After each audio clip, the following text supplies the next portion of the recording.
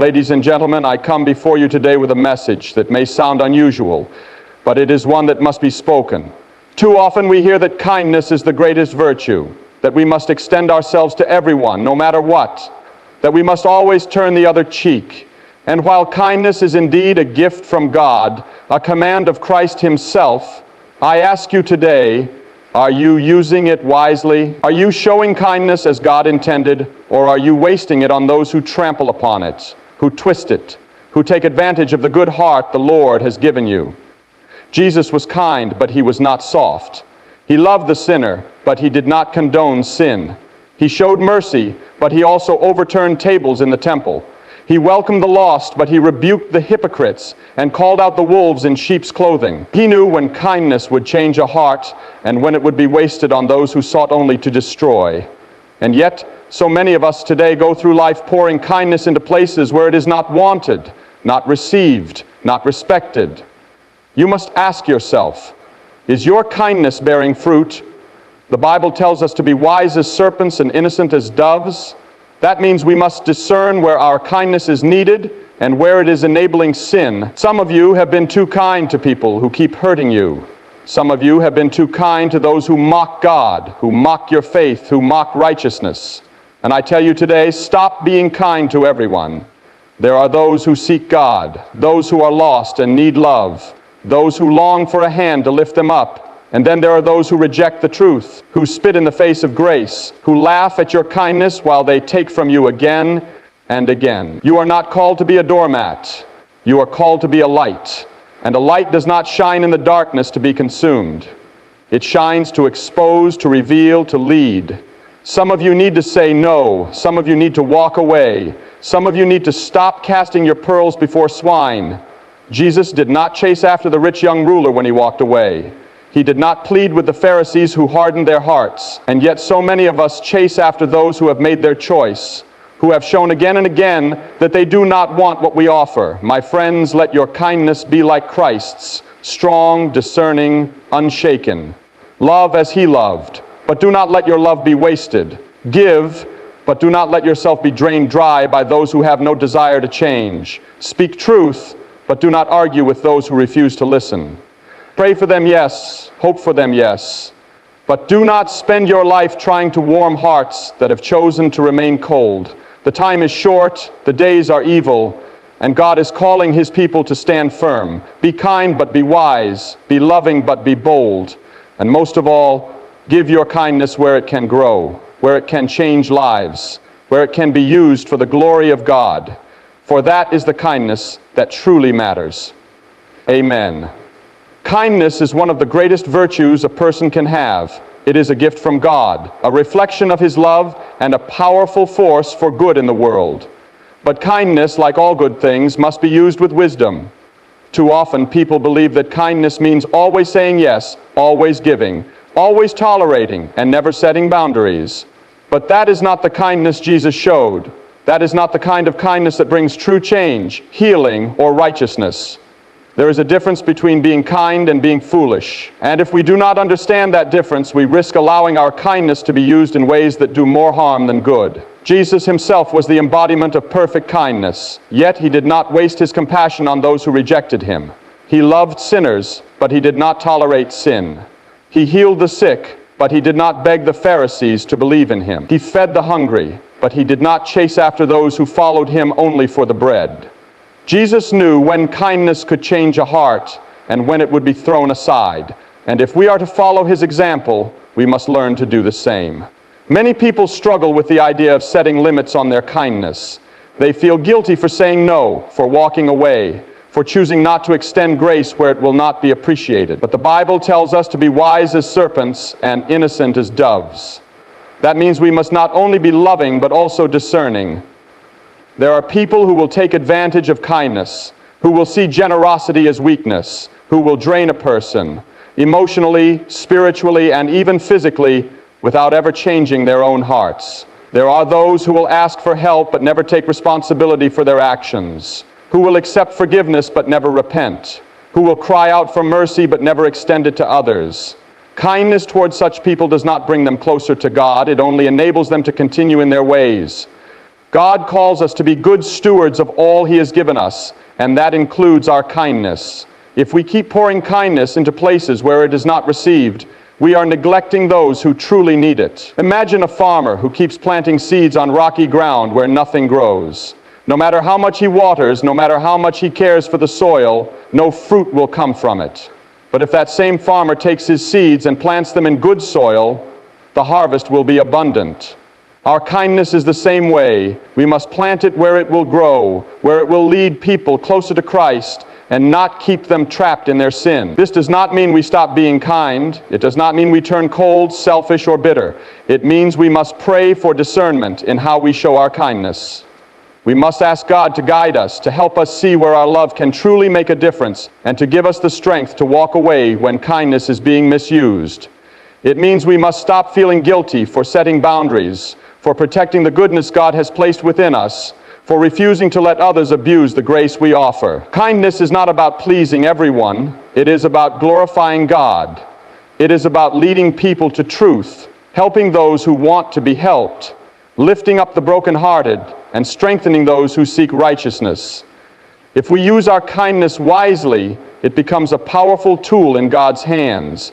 But if we waste it on those who reject it, we only weaken ourselves and delay the work He has called us to do. Be kind, but be wise. Love, but do not be blind. And above all, let your kindness be guided by the wisdom of God, not by the demands of the world. Being kind does not mean being a doormat. Too many people believe that kindness requires them to accept mistreatment, to endure abuse, and to give endlessly without ever expecting respect in return. But that is not true kindness.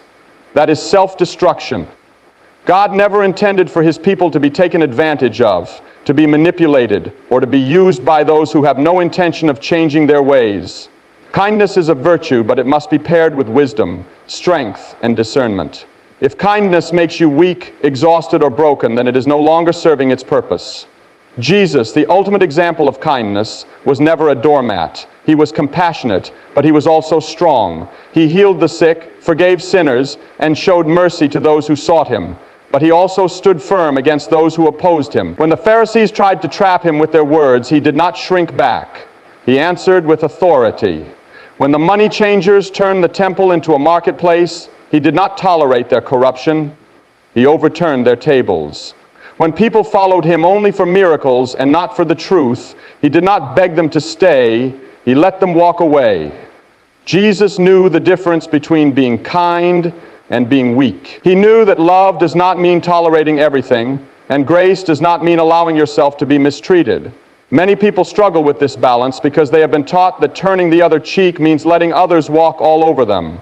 But turning the other cheek does not mean allowing continued abuse. It means refusing to seek revenge. There is a difference between forgiveness and enabling, between patience and passivity. If someone repeatedly hurts you, lies to you, disrespects you, or takes advantage of your kindness, it is not unkind to walk away. In fact, sometimes the kindest thing you can do is to stop allowing them to continue their harmful behavior.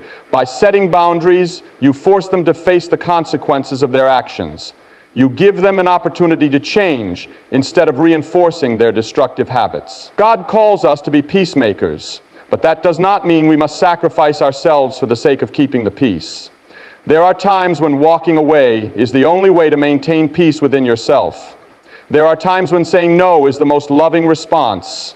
There are times when withholding kindness from someone who misuses it is the only way they will ever learn. The Bible tells us not to throw our pearls before swine, and that applies to our kindness as well. If someone repeatedly tramples over the goodness you offer, then it is not your job to keep giving. It is your job to step back and let God deal with them. Many people struggle with guilt when they have to set boundaries, but guilt is not from God. He does not call us to be used and abused in the name of kindness. He calls us to be strong, to stand firm, to love wisely. Even Jesus withdrew from crowds when He needed to. Even Jesus walked away from those who would not listen. Even Jesus did not chase after those who refused to follow Him. And if the Son of God knew when to say enough, then so should we. Being kind is about reflecting the love of Christ, but it is not about pleasing everyone. It is not about sacrificing your own well-being for those who refuse to change. It is not about being manipulated, controlled, or taken for granted. It is about loving others in a way that points them to truth, that challenges them to grow, and that protects your own heart from being hardened by constant mistreatment. If you allow yourself to be walked over in the name of kindness, you are not helping anyone, you're only draining yourself. And God has called you to be more than that. He has called you to be strong, to be wise, and to stand firm in His truth. So be kind, but do not be a doormat. Love others, but do not let them take advantage of you. Stand firm, and let your kindness be a reflection of God's strength, not human weakness. There is a powerful lesson in the words of Jesus when He said, "Do not cast your pearls before swine." It is a warning, a command, and a truth that many of us need to take seriously. Not everyone will value the kindness you give. Not everyone will appreciate the love you show. Not everyone will respect the goodness you extend. And if you continue to give your best, your heart, your time, your compassion to people who trample on it, you are not acting in wisdom. You are wasting what God has given you on those who do not care. Kindness is a precious thing. It is like a pearl, valuable and rare. It has the power to change lives, to heal wounds, and to bring people closer to God. But when pearls are thrown to pigs, they do not admire them. They do not cherish them. They trample them into the mud, not knowing their worth. And there are people in your life who will do the same with your kindness. No matter how much you love them, no matter how much you give, no matter how much you forgive, they will not change. They will not respect you. They will not see the value of what you offer. Instead, they will take what they can, use you for their own benefit, and leave you broken and empty. Many people struggle with this because they believe that kindness means giving endlessly, loving without limits, and always being available.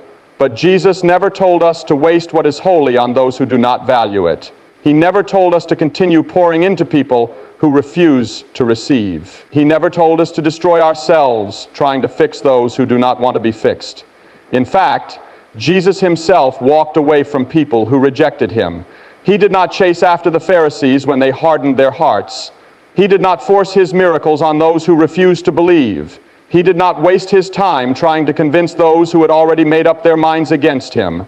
And yet, so many of us continue to pour kindness into the lives of those who have proven they do not deserve it. This does not mean we stop loving people. It does not mean we stop caring. It means we must recognize when kindness is no longer helping, but is instead allowing someone to continue in their destructive ways. There is a difference between loving a lost soul and enabling someone to remain in darkness. If someone continuously disrespects you, deceives you, manipulates you, or abuses your kindness, you are not obligated to keep giving. You are not required to keep forgiving without change. You are not responsible for saving them. Only God can do that. Many of us fear that walking away means we are unkind, that setting boundaries means we are not loving enough.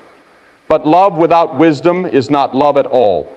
If your kindness is being taken for granted, if your forgiveness is being misused, if your love is being exploited, then it is time to step back. It is time to let go.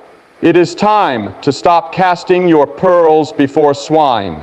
This is not about hatred. It is about honoring what God has placed inside you. It is about protecting the goodness He has given you. It is about making sure that your kindness is used where it can actually make a difference. There are people out there who need your love, who will value your kindness, who will be changed by the grace you show them. Do not waste what is precious on those who will only trample it. Be wise, be discerning, love, but do not be foolish. And above all, remember that your kindness is a gift. Use it wisely. Kindness is a gift, a virtue, and a calling from God, but it was never meant to drain you. It was never meant to be used in a way that leaves you exhausted, broken, or empty. True kindness does not destroy the giver. It strengthens both the giver and the receiver. It brings life, it brings healing, and it glorifies God. But when kindness is poured into the wrong places, when it is given without wisdom, when it is continuously abused, it ceases to be a blessing and becomes a burden. But when you become a blessing, and that is not what God intended. Many people believe that kindness means sacrificing yourself for others at all costs, even if it leaves you with nothing. But this is not biblical kindness. This is self-neglect. Jesus showed kindness to many, but he also took time to rest. He withdrew from the crowds when he needed to. He spent time in prayer, recharging his spirit, because he knew that even the Son of God could not pour into others if he was empty himself. If Jesus, who was perfect, took time to protect his energy, how much more should we? When you give kindness to someone who truly needs it, it brings joy, it brings fulfillment. It strengthens your spirit because you see how your love is making a difference. But when your kindness is constantly taken advantage of, when it is poured into someone who does not respect it, when it is given to those who only take and never give, it does not bring joy, it brings exhaustion. It leaves you weary. It makes you feel used, unappreciated, and even resentful. And that is a sign that your kindness is being misused. Some people will take from you as long as you let them. They will drain your kindness, your time, your energy, and your resources without ever considering what it costs you. And if you do not set limits, if you do not step back, they will continue to take until you have nothing left to give. This is not what God wants for you. You were not created to be an endless source of kindness for people who refuse to change. You were not called to waste your love on those who abuse it. Your kindness should be used for God's glory, not to feed the selfishness of others. This does not mean that you stop being kind. It means you start being intentional. It means you stop giving endlessly to people who do not appreciate it, and you start giving where it truly matters. There are people in this world who are desperate for kindness, who will be changed by your love, who will grow because of the grace you extend to them. That is where your kindness should go. That is where it will bring the greatest impact. That is where it will honor God. If your kindness is draining you, if it is making you tired, if it is leaving you feeling empty, then it is time to step back and ask yourself, is this kindness glorifying God? Is it making a difference? Is it being used wisely? Or is it simply being taken for granted? The answer to these questions will show you where your kindness belongs and where it is being wasted. God calls us to be kind, but he does not call us to be weak. He calls us to love, but he does not call us to be used. He calls us to give, but he does not call us to be drained. Your kindness is a gift, but like all gifts, it must be given wisely. Do not let it be wasted. Do not let it be misused. Give your kindness where it can grow, where it can change lives, where it can bring glory to God. And when you do, you will find that kindness is not a burden, it is a joy. Kindness is one of the greatest gifts we can give, but it must be given with wisdom. Too often people mistake kindness for weakness, believing that it means saying yes to everything, tolerating mistreatment, or endlessly giving without limits. But true kindness is not about allowing yourself to be drained. It is about using your love, compassion, and generosity in ways that truly make a difference. Jesus himself showed us that kindness must be intentional. He loved deeply, forgave freely, and helped those in need, but he also knew when to walk away, when to set boundaries, and when to let people face the consequences of their choices. If we are to follow his example, we must do the same. We must stop wasting our kindness on those who abuse it. We must stop allowing ourselves to be doormats in the name of love. We must stop casting our pearls before swine, hoping that they will suddenly learn to value what they continuously trample on. God calls us to be kind, but he also calls us to be wise. He does not want us to pour ourselves out to the point of exhaustion for people who refuse to change. He wants our kindness to be a tool for his glory, not a source of our suffering. When we learn to give our kindness wisely, to those who will receive it with open hearts, to those who truly need it, to those who will be changed by it, then our kindness will become a powerful force for good. So be kind, but do not be blind. Love, but do not let yourself be used. Give, but do not let yourself be drained. Let your kindness be a reflection of God's wisdom and strength, not human weakness. And when you do, you will see that kindness, when given in the right places, does not just change others, it changes you. It strengthens you, it fills you, and it glorifies God in ways you never imagined.